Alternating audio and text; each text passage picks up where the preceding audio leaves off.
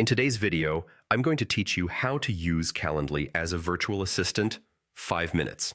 By the end, you'll have a clean, professional booking flow that prevents double bookings, collects the right information from clients, and keeps everyone on schedule. Start by creating your account. You can sign up with your email or connect an existing Google, Outlook, or Apple account. As soon as you're in, connect your primary calendar so Calendly can check your availability and automatically add confirmed appointments. This is what prevents double booking across tools you already use. Next, create a new event type. For most client work, choose a one-on-one event. Give it a clear client-facing name and a short description that sets expectations.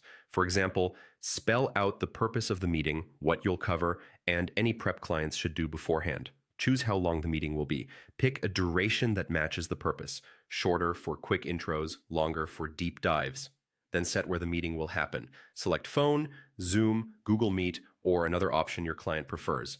If you're using a video tool, make sure Calendly is set to generate the meeting link automatically so no one is hunting for it later. Use the invitee instructions field to clarify details like who initiates the call, what number to expect, or any documents to bring. This reduces back and forth and helps clients show up prepared. Now, refine scheduling settings for this specific event. Set the working hours when you're available for this meeting type, keeping your time zone in mind if you support clients globally. Add buffer time before and after meetings so you're not running back to back. Even 10 to 15 minutes makes a big difference for notes and prep. Customize the booking form by adding questions to collect essential information up front, such as company name, priorities, or services they're interested in.